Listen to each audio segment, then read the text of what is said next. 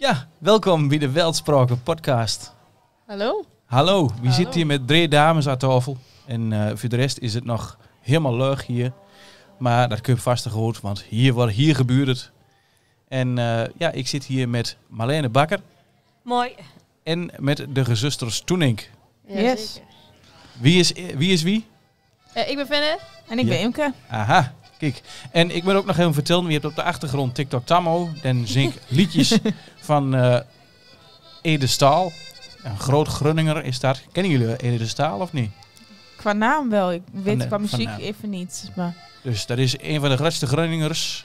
Iedere Grunninger die kreeg een brok in de keel. Hij het hebt over Ede Staal. Dat is echt... ja, is zo hè? ja, absoluut. Ja.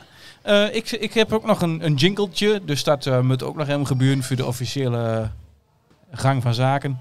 Kijk of dat nog wat doet. Ja, een introotje. Dus wie gaat gewoon hem oude muziek en oude wat jullie met elkaar dood. Dus.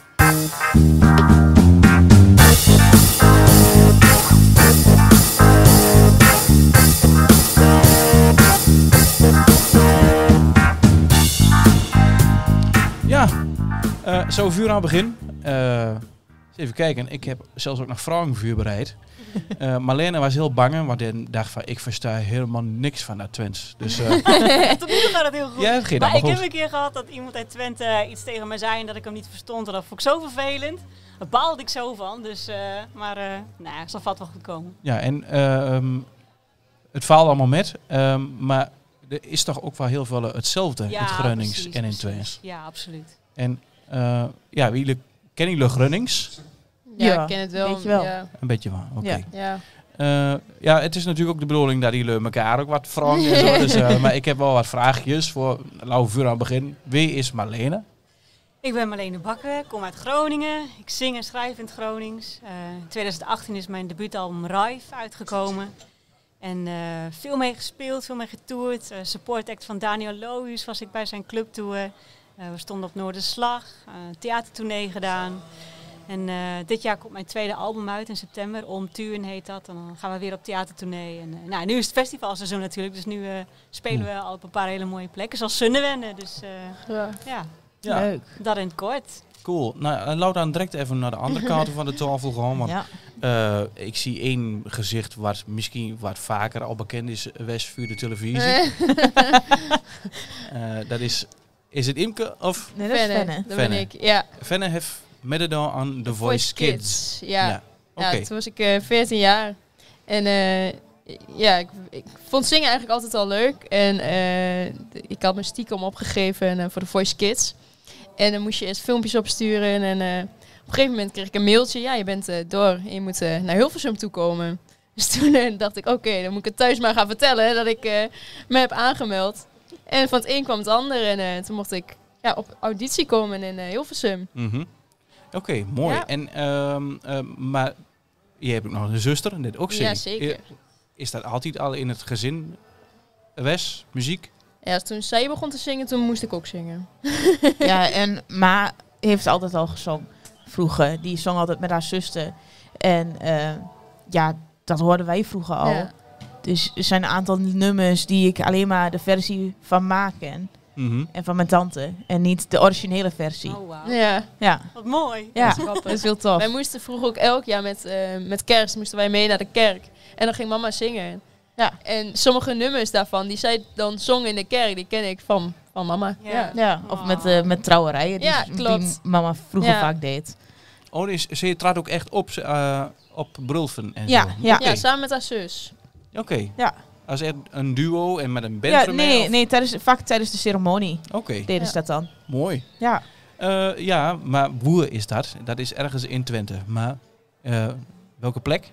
Ja, Denenkamp. Denenkamp. Ja, Denenkamp. Denenkamp. Denenkamp. Goed zo. En Marlene, je komt uit?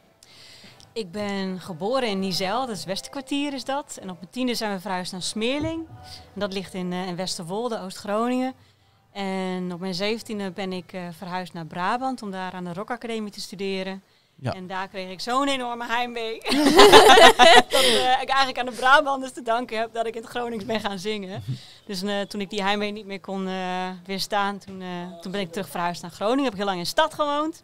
zoals ze dat in Groningen zeggen. Mhm. En nu woon ik zo'n 2,5 jaar weer in de provincie, op het Hoge Laand. Het Hoge Een heel Land. mooi oud Ja. dorpje. Mooi. Ja. Maar je hoort nu Ede Staal op de achtergrond.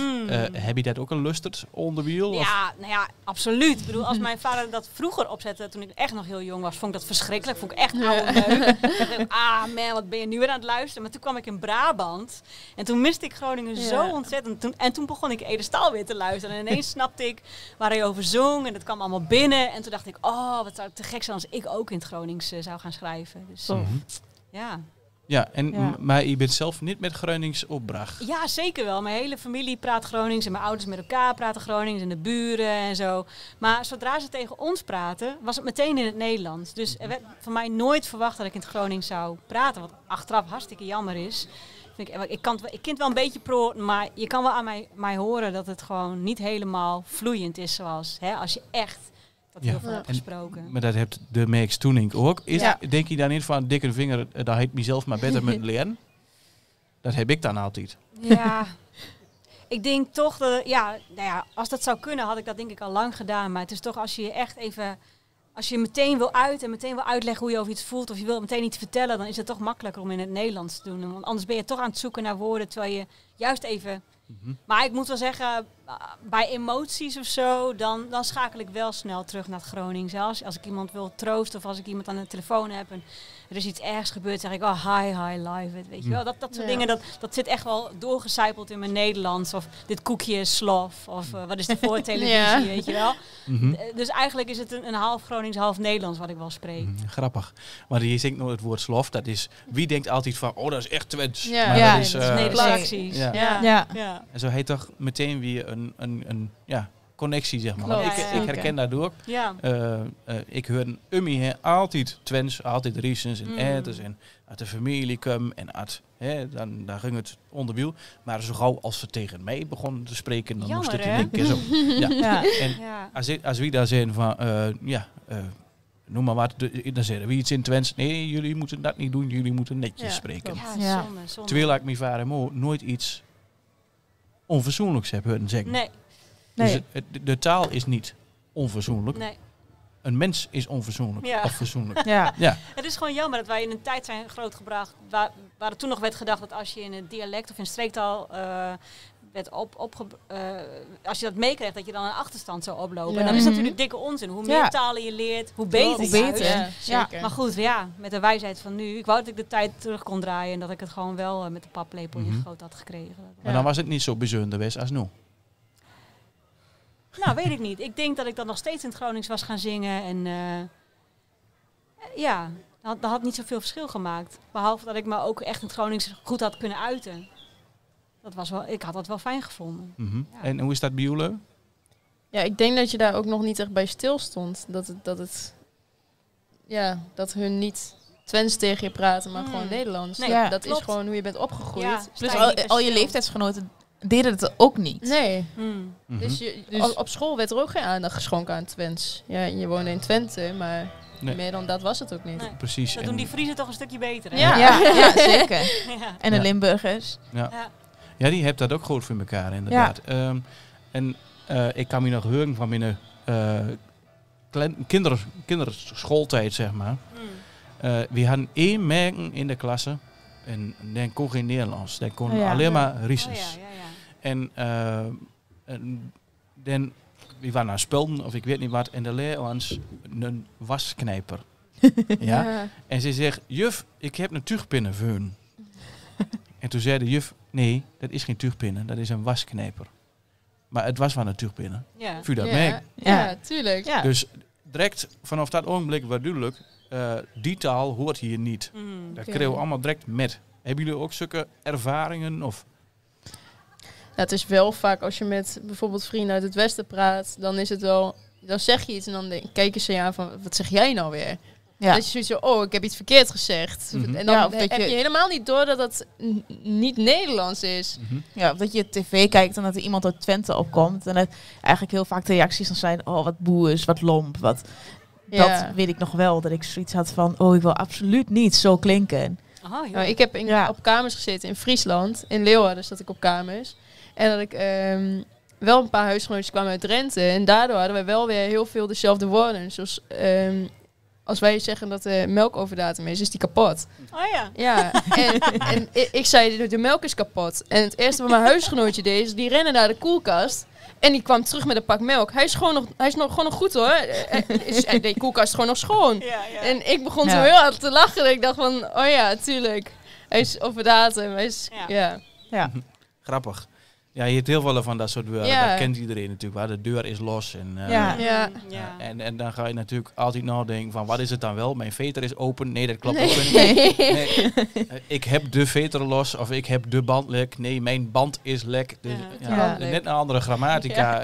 Ja. En taal, daar raak je niet over de kuier. Dat is hartstikke mooi. Ja. Ik wil ook nog iets hebben over de muziek natuurlijk. Want jullie zitten alle drie gegrepen door de muziek. En het is natuurlijk ook de bedoeling dat jullie zelf ook aan elkaar wat vragen. Een paar dingen die heb ik van uw website plukt. Weet je dat? Daniel Lewis te zeggen, wat is dit niet normaal mooi? Tot nu toe, wat mij betreft, het beste album van het jaar, zei Frits Spits. Bakker weet op de een of andere manier van elk nummer een soort schilderij te maken. En woorden die ik vullen tegenkomen zit melancholisch, poëtisch en droef melodisch. Is dat Grunnings of ben je dat zelf? Dat ben ik zelf, denk ik wel een beetje. Ja, vooral op mijn eerste album. Dat was... dat Rife. album staat echt een beetje een teken van terugkijken en een ode aan de plek waar ik ben opgegroeid en zo. Dus het was inderdaad heel melancholisch en heel filmisch. Dus ik snap wel dat mensen die termen daar tegenaan gooien, inderdaad. Ja, Jan heeft inderdaad een hele mooie videoclip daarbij gemaakt, geloof ik. Ja. In de velden, geloof ik. Ja, dat was in Smeerling, Smeelke zeggen we in Groningen. Dus dat is de plek waar ik ben opgegroeid. Daar hebben we dus ook de videoclip van Wakan opgenomen. En dat was een beetje, de cirkel was rond op die manier. En ik wou ook graag laten zien aan de rest van Nederland hoe mooi Groningen is, weet je wel. Dus niet alleen met mijn muziek en met de taal, maar ook gewoon in beeld. Van kijk nou hoe bijzonder dit gebied eigenlijk is. Dus dat kwam allemaal heel mooi samen. En dat is tof dat muziek daar ook zo goed voor leent. Ja. Hebben jullie dat ook met Twente? Dat je denkt van, wat wonen we hier toch mooi, wat een geluk? Of is het liever Leeuwarden? Of, Nou, ik heb wel eens nagedacht van...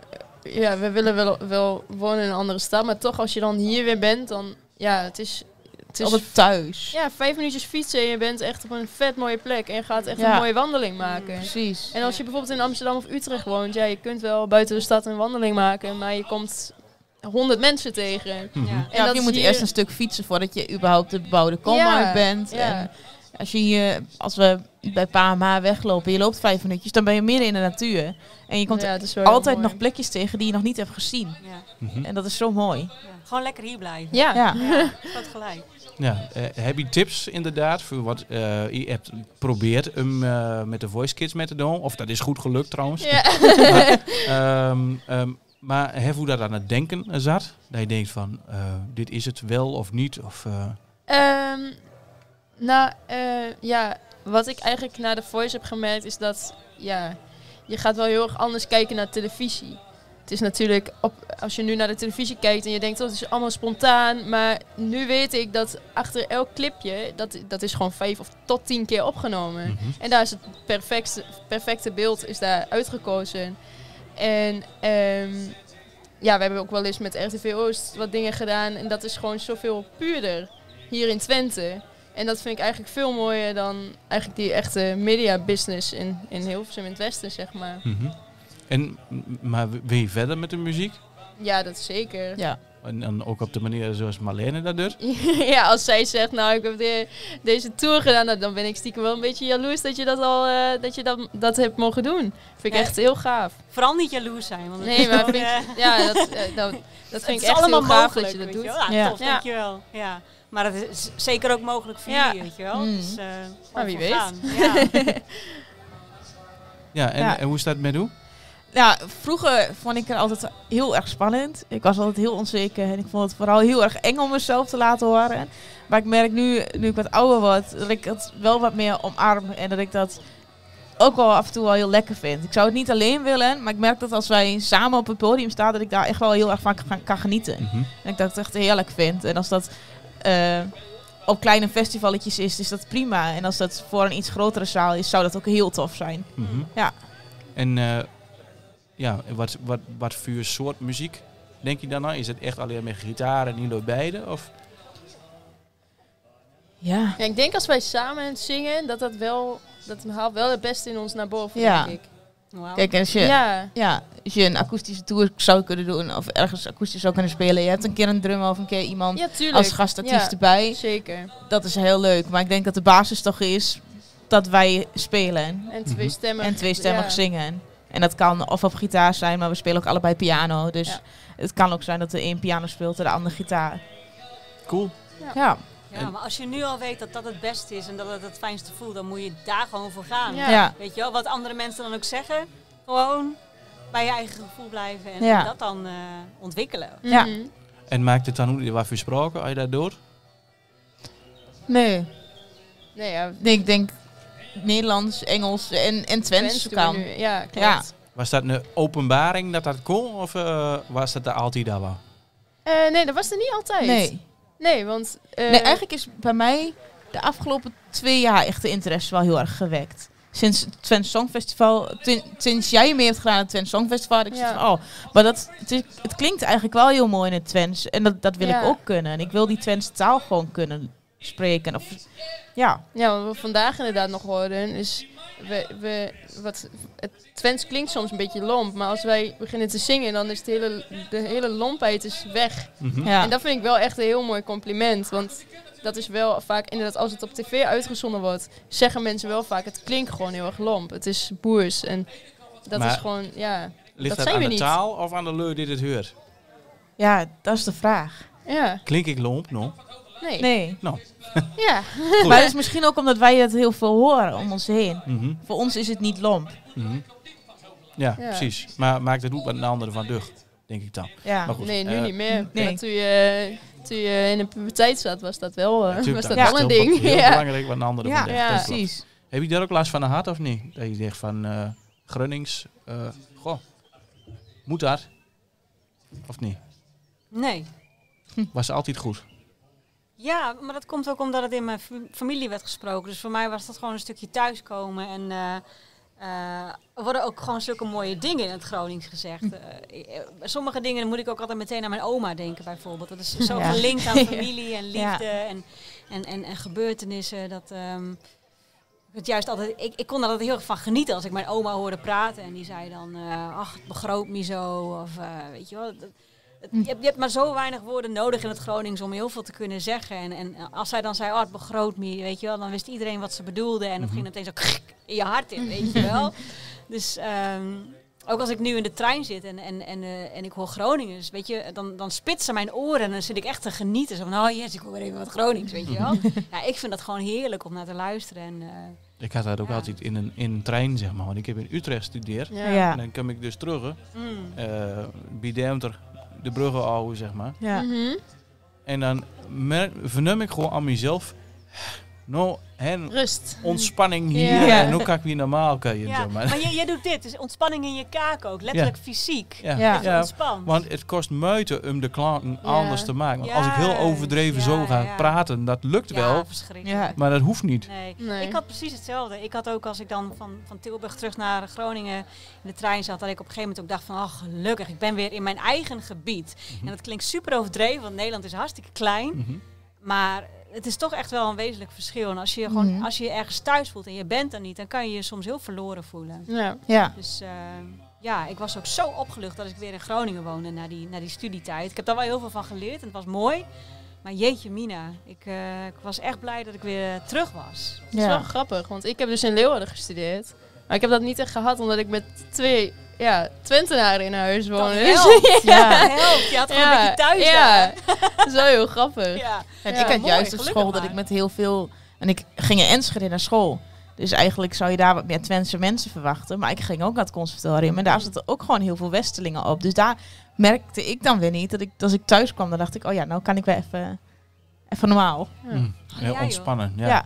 Ja, want het is wel een hele trat in één keer van dit wat ik nou doe, naar in één keer zo overdreven. Ja, zo. tuurlijk. Maar jij paste je echt aan dus. Nee, maar dat niet Oh. zo, want nee, ze maken altijd opmerkingen in oude accent Oh, natuurlijk. echt? Ja. Ja, Ja. tuurlijk. En- Overal. Ja, niet vervelend of zo, maar gewoon grappig, zeg maar. Mm. Oh, ja, ja, Ook, ja. tuurlijk, maar ik zat op een taalopleiding, dus dan zit iedere leus ik Oké. toch altijd Mm. al gangs met van hoe klink ik?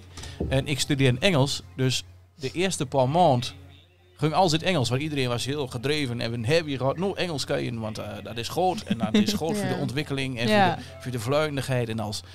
Maar als je een paar maanden zit, dan denk je van, nou, het is wel een keer groot. En dan tussen de lessen duur, dan gooi je ouder in het Nederlands. En dan kun je in één keer hoe accenten vuurschen. Ja. Hey, Herman Vinkers. tuurlijk. Nou, en dan waren er een paar Brabanders. En die zaten, er zit er ook in het publiek van op dit moment. En dan ging ik die nadoen. En dan ging ik met die Brabander praten. En dan zei hij van, doe dat maar niet, want dat klinkt bij jou toch niet. Dus ik zei nou precies. Dus Ik vind het wel eerlijk, al die verschillende accenten. Ja, ik hou er wel van. En het Nederland is zo'n klein stuk, waar je zegt inderdaad. Ja. Het is een heel groot gebied, of klein gebied met een hele grote rijkdom aan verschillende klanken. Ja. En ik zie ook heel klankgericht, dus ik kan ervan genieten. Ja. En Ja. Het is vind mooi ook om te horen ook wel waar jammer. iemand vandaan komt, inderdaad. ja, en ook waar het, wat ik ook altijd heel slim vind, is dat het zo eiland is. Kijk, wie hoort eigenlijk niks van u in Twente? Nee. En ieder hoort niks van ons in Groningen. Ja, zonde, hè? En dat is hem daar allemaal zo eenkennig ziet. Maar je hebt vandaag heel groot laten horen, denk ik. En ik denk dat het heel belangrijk is dat we meer uitwisselt. Want dan kun je ook zien dat die sprake niet alleen maar iets voor hier is, maar voor een enorm gebied. Ja. En daarom heb ik heb een podcast opgenomen met een Zweed. Ik in plaats heen Zweeds. Nou wel. Ja. Echt waar? Tot op zekere hoogte natuurlijk. Oké. Maar het Net wel. zeggen. Ik heb het met Vreesken gedaan, met een Limburger. Dus ik probeer altijd te leuk te laten zien van hoe ver je ermee komt. En dan geeft het net iets meer aanzien van, het is niet alleen maar voor mijn eigen dorpje. Nee, Maar het het is gaat ook- veel verder. Het gaat veel verder Ja. inderdaad. En er zit meer achter als alleen maar een beetje inslikken. Ja, En- zeker. En lomp, boerenkuien, zeg maar. Ja, Ja. Dus, zeer zeker waar. en ja, je hebt in Tilburg gestudeerd. Waar je ook al met Gronings bezig, met zingen en zo? Nou, ik ben daar toen door die heimwee wel in het Gronings gaan schrijven. Maar ik heb daar niks van laten horen in Brabant. Het was echt een beetje zo'n geheim project voor mij. Ik had het wel aan mijn ouders Waarom? verteld. Ja, nou, ik had helemaal niet het idee dat dat een realistisch idee was om iets... Weet je, toen ik 17 was, ging ik naar Tilburg met het idee... Oh, ik ga met mijn Engelse liedjes, dan ga ik daarmee doorbreken. Conquer the world. Weet je wel? Als iemand tegen mijn 15-jarige zelf had gezegd... Marlene, je gaat straks in het Gronings zingen... dan was ik gaan huilen, denk ik. Nee! Nee! Mijn ambities waren toen heel anders. Dus ik heb echt even de tijd genomen om daar gewoon mijn stem in te vinden en mijn verhaal. En het was heel lekker om daar gewoon de tijd voor te nemen. En toen ik terugging naar Groningen, toen ben ik een beetje optredens gaan doen, kijken hoe dat viel. En dat was meteen zo'n wereld van verschil. Gewoon zo'n ander contact met het publiek. Dat ik dacht, oh, wacht eens even. Het is meteen raak. Ja. Ja. Dus, Iedereen begrijpt elkaar. Ja, Waarom zal ik als Nederlander, ik denk een Nederlands publiek in het Engels gaan zingen? Ja, dat is ik heel vind dat raar. een heel vreemde... Ja. Ik vind het inmiddels ook heel onnatuurlijk. En je wordt ook... Ik merk ook dat ik kritischer ben geworden naar teksten. En ook vooral Engelse teksten. Als ik dan een Nederlandse band Engels hoor zingen... Dan denk ik, wat een nep gedoe, Ja. denk ik soms, weet je wel. Waar Ja. zing je eigenlijk over? Heb je überhaupt wel een verhaal? En als je in je eigen taal zingt, dan kan je je niet meer verschuilen achter termen als baby of I miss you, weet je wel. Dan moet je ineens echt gaan zingen over wat je voelt en wat je denkt. En Ja. dan moet je ineens een verhaal hebben. Dan kan je niet verschuilen. Geen Dat clichés vind ik meer. veel interessanter. Ja. Vernemen jullie dat ook? Ja. Schrijven jullie zelf ook al in het Twents Ja. of niet? Ja, ik heb toevallig dan meegedaan aan het Songwriterskamp van Concordia uit. En Schrijverskamp, ja. En daar heb ik dan voor het eerst echt helemaal in het Twents geschreven. En dat was wel een uitdaging. Want je hebt in je hoofd Nederlandse uitdrukkingen. En in het Nederlands weet je precies hoe je het wil zeggen. Maar als je dan nadenkt hoe je dat in het Twents moet zeggen... En dan komt het niet altijd helemaal goed over. Zoals je het eigenlijk bedoelt. En dan ga je verder denken... Ja, wat zeg je dan wel in het Twents? En dan kom je eigenlijk soms nog op een net iets mooiere tekst. Dan denk je, oh ja. Ja. Ja. Of juist het niet zeggen. Of juist niet zeggen, ja. Dat vind ik ook altijd minder zeggen met... Ja.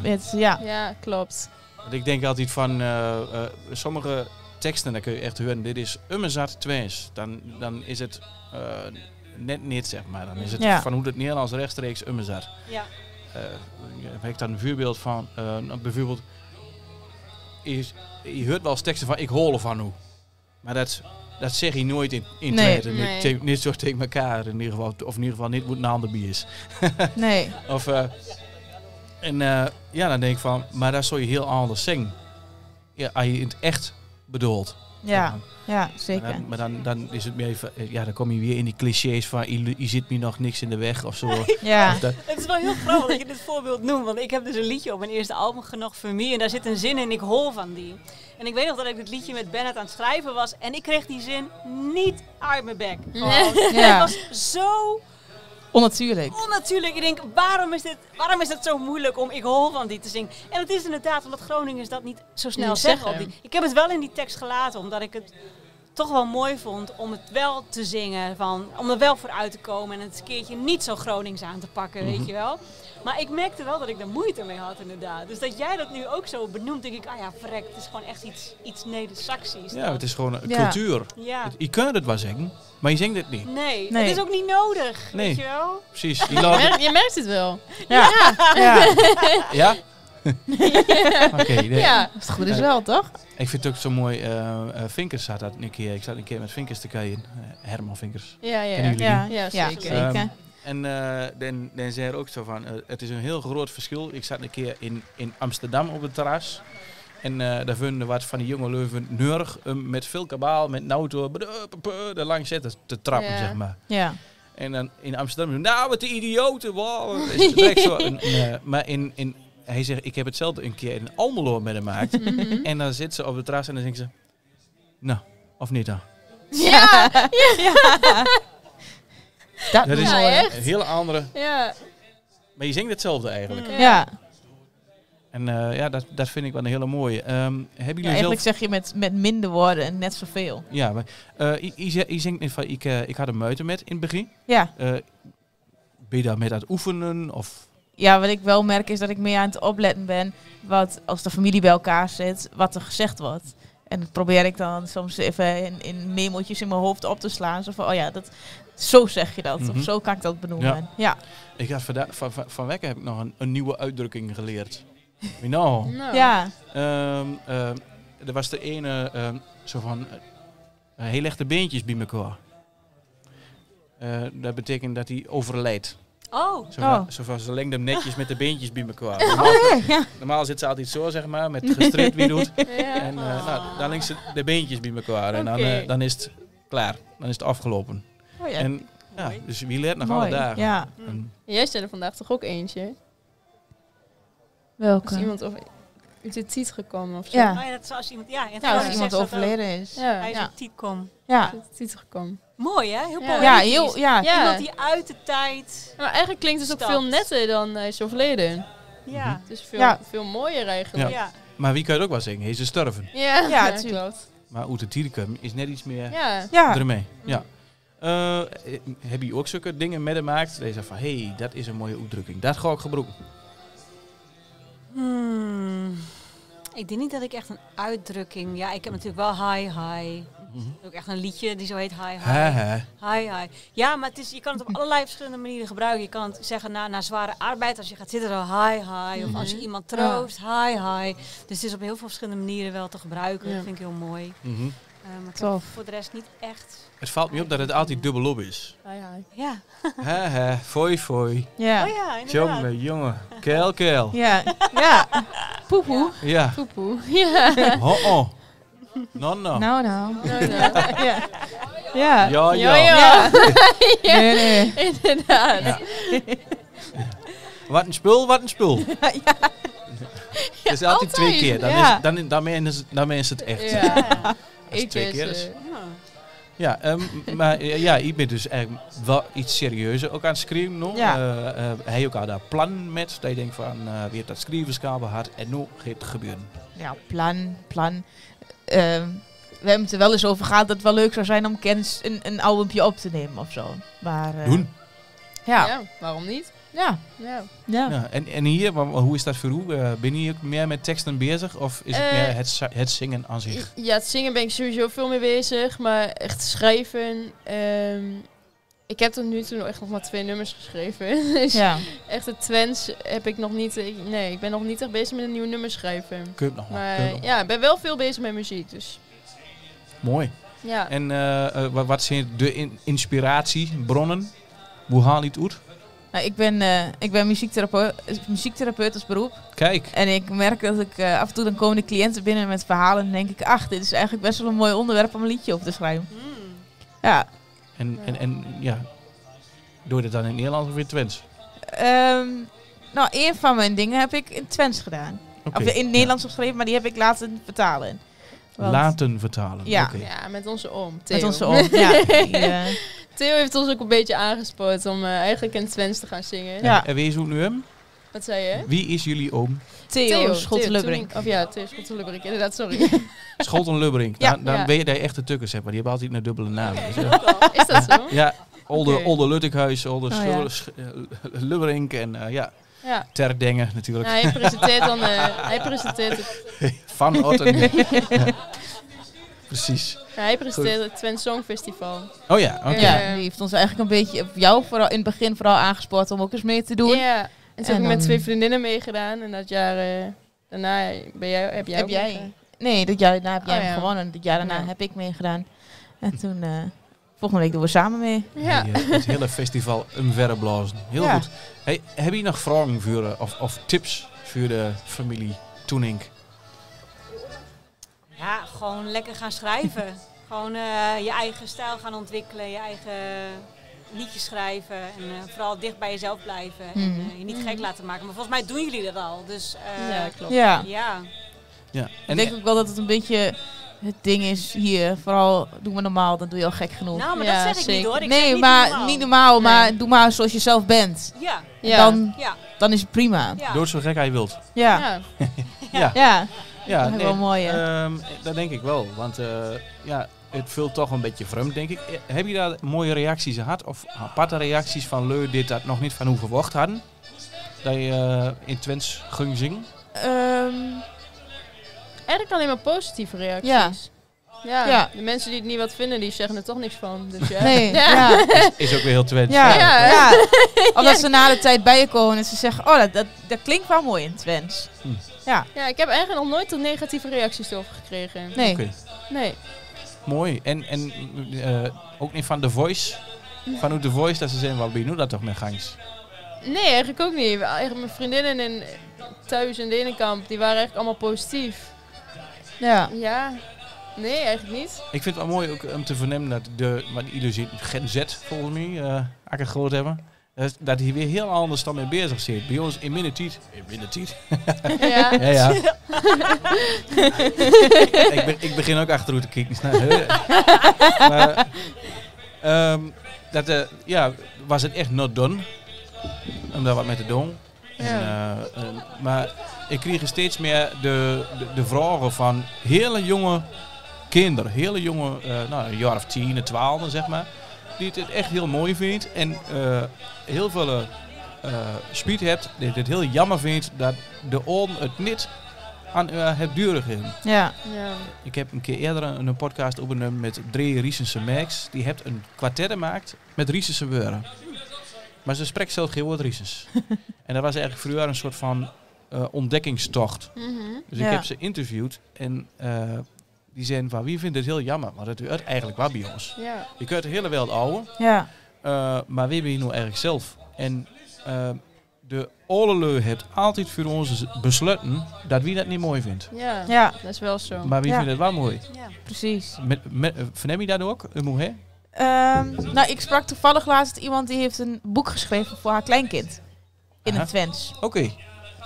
Waar ze ook uitleg geeft over bepaalde Twentse woorden. Wauw. Dus Oh, dat grappig. dat vond ik heel tof. Want ik dacht, dat boekel ik zelf. Want ook ik kan daar nog heel veel van leren. Mhm. Ja, Ja, en toen ik mijn moeder had gevraagd van waarom is het eigenlijk zo dat waarom zijn wij niet opgevoed in het Twents? Was het ook echt, ja, wij wilden niet dat jullie naar school gingen en geen woord Nederlands konden praten. Want Ja. toen hun naar school gingen, waren er, zeg maar, was er soms een kind in de klas die kon gewoon geen Nederlands. Mhm. En dat wilden hun niet, Mhm. dat wij dat ook zouden ervaren, zeg maar. Ja. Ik probeer dan altijd out of the box te denken. Ja. Ik denk van, waarom is het onderwijs daar dan niet op aanpast? Ja. Ja, Maar dat zie je in Friesland ook. Ja, Ja. precies. Dat is ook gewoon Fries. zeker. Nou, 1 en 1 is in plaat ook 2. Of, Truus? 1 en 1 is in plaat? 1 en 1, ja? 2. Ja, dat is, Nou weer, ja. dat is weer eters. Dat is net iets. Maar dat is zo die van het Grunnings dan wel weekend. 2. Ja, twaai. 2. Twee. Ja. Sorry. Want ik verneem toch wel heel veel dingen in het eters en in het Grunnings. Van Waarkhaan, dat zeg je. Of Waarkhaan, ik weet niet hoe het uitspreekt, maar Waarkhaan, zeg je. Ja, nou, dus. En knee. De kneeskiën. Dus daar zit altijd meer overlap dan wij denkt. Ja. Ik vind dat wel mooi. Ja. Inmiddels zitten we aan de 34 minuten. Hij dat Ah. dag. Nee, ging Nee. snel. Gaat snel. Heb je er zelf... Hé, daar valt een plofkap. Dan is er ook klaar met. Goed. Goed. 35 Ja. minuten, ja, ik ben er klaar mee. Als doe het maar even zonder, dat maakt niks uit. Hebben jullie zelf nog dingen die je aan elkaar wilt vragen? Of aan mij? Of aan de wijde wereld? Nee. Oh, ik zou het zo niet weten eigenlijk. Nee, Nog ik een, ook niet zo goed. een inspiratievol woordje richten aan het publiek. Dat in grotere getalen is toegestroomd. Nou, blijf vooral je eigen taal spreken en geef het ook door aan je kinderen, kleinkinderen en buren. En ja, gewoon trots op wezen. En, Ja. Mooi. Ja, mag niet verdwijnen. Nee. Ja, want ik denk dan altijd net even iets verder. Ik was er eigenlijk al aan het afsluiten, maar ik ga er altijd van nou. Ik denk dan, naast me woont 3 Irakese jongens. Die zitten hier in de vlucht. Mhm. En die moeten goed Nederlands leren, ja. Maar waarom moeten die niet ook Friesens leren? Want die moeten hier toch wonen? Ja. Dat Ja, denk ik. eigenlijk wel. Dus dat is ook nog weer een onontgonnen gebied, hoe misschien dan achteraan moet. En dat is ook een bepaalde denkslag die we moeten maken. En die denkslag is nu nog altijd van, nee, dat kun je later van. Maar nee, we moeten nu bij wij. Ja. The time is now. Ja, Ja. zo. Hebben we verder nog iets of niet? Of is iedereen tevreden? Ik vond het een heel leuk gesprek. Ja, leuk ik om ook. jullie te leren Ja. kennen. Ja, ook leuk om Ja. jou te leren kennen. En te gekke podcast, Martin. Dankjewel. Ja, Ja, Zo leuk. de. wie doet voor dan? Mooi. Goed, ik zal de jingle erin gooien. Dan hebben we dat ook weer geregeld. Kijk, dan hoort iedereen er nog. Zelf maak ik ook nog. Ik ben heel groot. Ik dank jullie voor de aanwezigheid. Jij ook bedankt. Ja, ook bedankt.